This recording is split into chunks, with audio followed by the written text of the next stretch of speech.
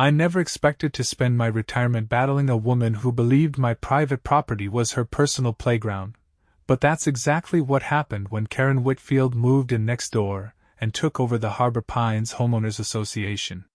The first time I caught her on my security cameras, snooping around my private beach access at midnight with a flashlight, I knew my peaceful life on Lake Michigan was about to get complicated.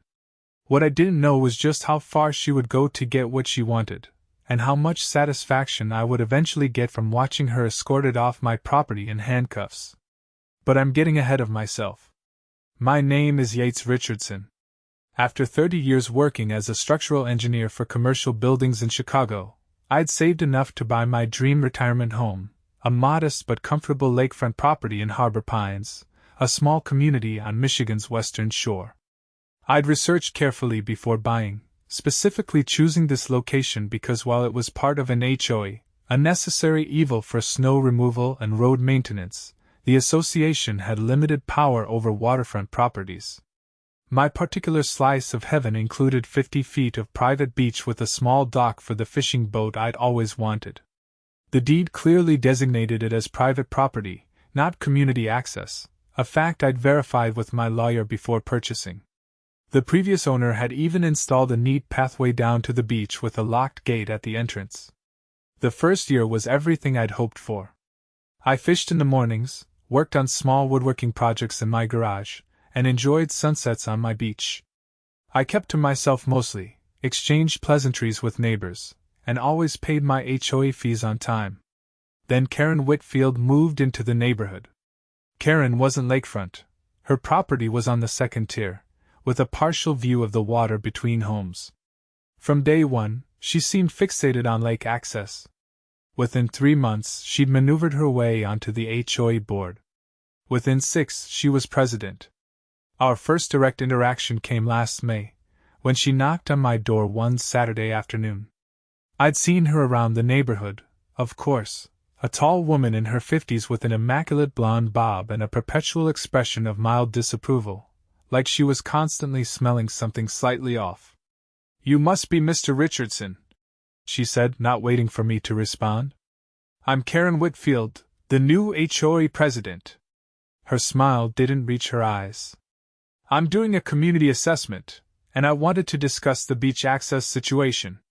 "Nice to meet you," I replied, though it really wasn't. "What beach access situation would that be?" "Well," she said, her voice taking on that practiced reasonable tone I would come to know all too well. "I've been reviewing the community bylaws, and I believe there's been some confusion about the lakefront properties. The original developer intended all Harbor Pines residents to have beach access." I leaned against my doorframe. "That's interesting, because my deed and property survey clearly show the beach as my private property. And there's a community access point 2 blocks down." Her smile tightened. "That access point is inconvenient and much too small. Your beach area is more suitable. I think it's time we corrected this oversight for the good of the community." "There's no oversight to correct," I said firmly. "The beach is private property. Always has been." Karen tilted her head, her expression hardening just a fraction. "Mr. Richardson, I understand you're new to Harbor Pines. Perhaps you don't realize how things work here.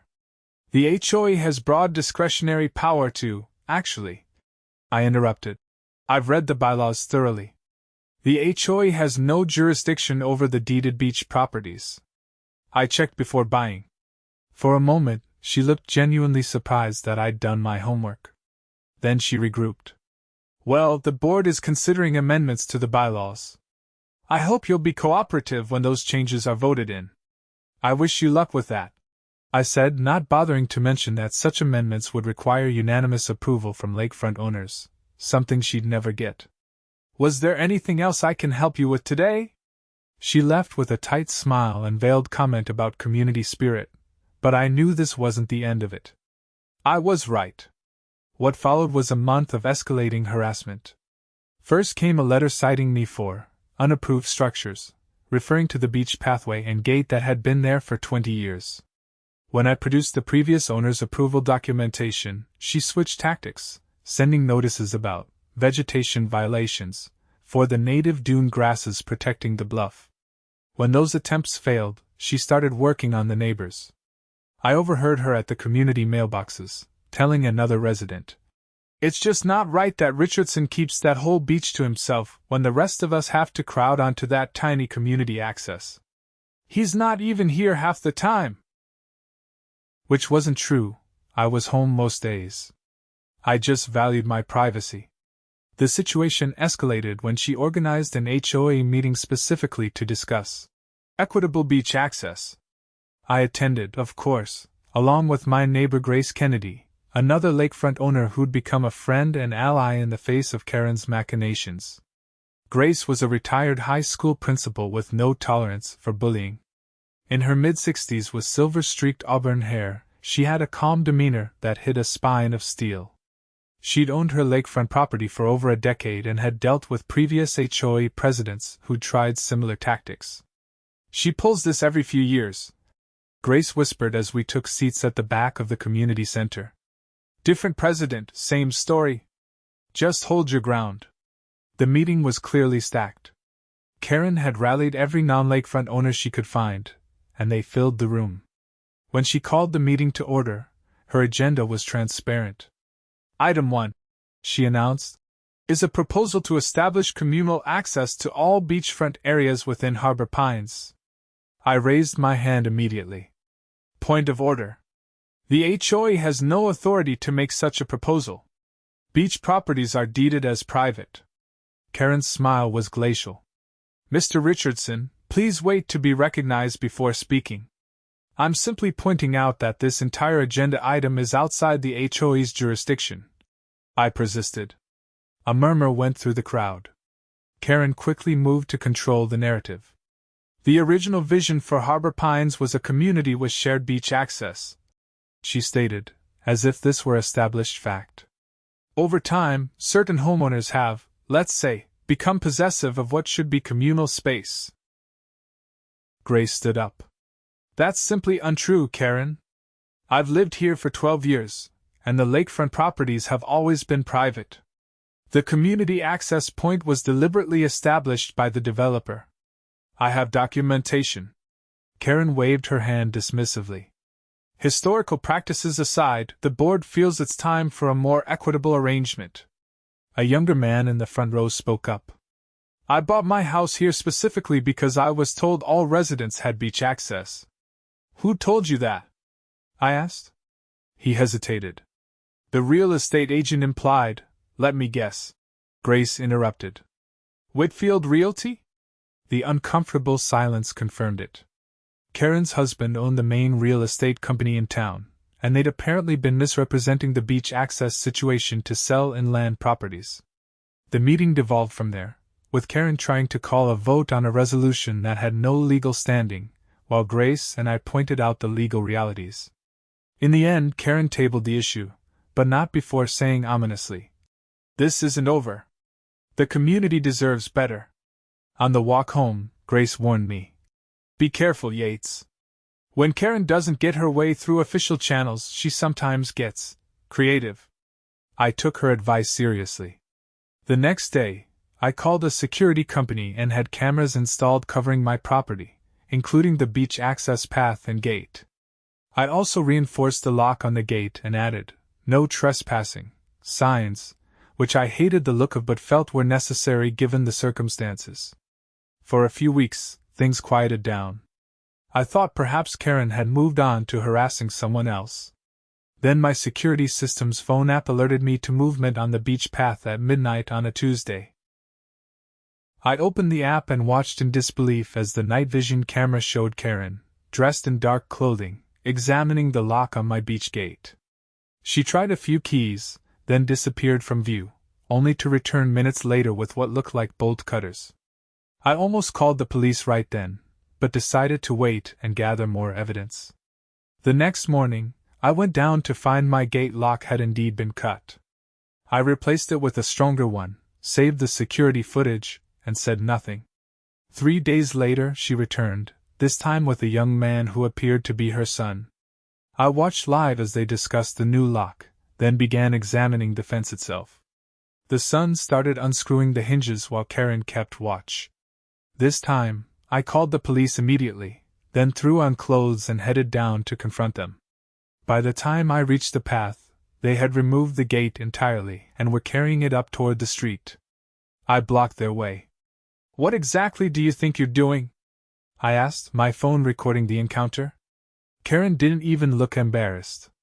"This gate is an unauthorized structure blocking a community right-of-way. This is private property, and you're currently committing theft and trespassing," I responded. "The police are on their way." Her son looked uncomfortable, but Karen just lifted her chin. "By the time any legal issues are sorted out, the beach will be open for community use. Sometimes action is necessary for the greater good. The greater good doesn't include breaking the law," I said as police lights appeared in my driveway. 2 officers approached, and I explained the situation, showing them the current security footage on my phone. "He's lying," Karen said immediately. "This gate violates HOA regulations. As president, I have the authority to remove violations." "Do you have documentation of that violation?" one officer asked. "I can provide it later," she said dismissively. "Ma'am, you can't remove property from someone else's land without a court order, even if there is an HOA violation," the officer explained patiently. "This isn't just anyone's land," Karen insisted. "There's easement access. There is no easement," I interrupted, pulling out my property documents from a folder I'd brought along. "Here's my deed and survey. The beach and access path are private property." The officers reviewed my paperwork, then turned to Karen. "Ma'am, you and your son need to return the gate and leave the property." "This is ridiculous," Karen fumed. "The HOA has authority. The HOA doesn't have authority to remove private property," the officer said firmly. "Return the gate now, or we'll have to take you in for theft and trespassing." Scowling, Karen and her son reinstalled the gate, though they did a sloppy job of it. The officers advised me to file a formal complaint and get a restraining order, which I promptly did. I thought that would be the end of it. The restraining order specifically prohibited Karen from entering my property, including the beach area. For a few weeks, all was quiet. Then summer arrived in earnest, bringing hot weather and the annual Harbor Pines 4th of July picnic. I attended briefly, nodding politely to neighbors while avoiding Karen, who held court near the grills, speaking loudly about elitist attitudes whenever I passed by.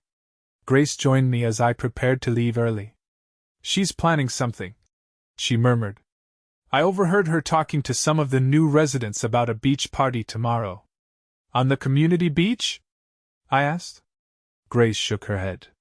"She specifically mentioned the nice wide beach by Richardson's place and said she'd handle the access issue." I thanked Grace for the warning and spent that evening checking my security cameras and adding a few battery-powered ones in spots I'd missed before. I also called the police non-emergency line to give them a heads-up about potential trespassing. The next day was scorching hot, perfect beach weather. Around noon, my security alerts started pinging. I checked the feed to see Karen leading about 20 people, mostly families with children, down the public road that ran along the lakefront properties. They stopped at the edge of my property, where Karen gave what appeared to be a short speech, gesturing toward my beach. Then, incredibly, she led the group around my gate by having them climb down the bluff at the property line, a dangerous route that could cause erosion and injury. I immediately called the police, then grabbed my phone and headed outside. By the time I reached the beach, the group had set up umbrellas, towels, and coolers. Children were already playing in the water. Karen stood with her arms crossed, a triumphant smile on her face. "You need to leave immediately," I said, keeping my voice level despite my anger. "This is private property, and you're trespassing. We're exercising our community rights," Karen announced loudly. "This beach belongs to all Harbor Pines residents." Several of the parents looked uncertainly between Karen and me. "That's simply not true," I said, addressing the group rather than just Karen. "I understand you were misled, but this is legally private property. The community beach is 2 blocks down. I've called the police, who will confirm this." He's just being selfish, Karen declared. Why should he have this whole beach to himself when our children need a safe place to swim? A woman holding a toddler's hand frowned. You said the HOA had established access rights here. We're in the process, Karen began. There is no process, I interrupted. She's lying to you. Not only that, but she's currently violating a restraining order by being on my property. That caused a stir. A man began packing up his family's things. I don't want any part of this if it's not legal. Karen's face reddened. Don't listen to him. He's just an entitled. She was interrupted by the arrival of the same 2 police officers who had responded before. They made their way down the beach path, using the gate, which I had unlocked when I saw them arrive. Folks, this is private property, the first officer announced. I need everyone to pack up and move to the public beach access down the road. There were some grumbles, but most people began gathering their belongings. Karen, however, stood her ground. Officer, there's been a misunderstanding about the property lines, she began. Ma'am, there's no misunderstanding, the officer replied. We've been through this. And you're currently in violation of a restraining order. He turned to his partner. Please escort Ms. Whitfield to the cruiser while I help clear the beach. As Karen was led away, protesting loudly about community rights and abuse of power, the remaining families quickly departed. A few apologized to me, saying they hadn't realized the situation. Once everyone had gone, the second officer returned.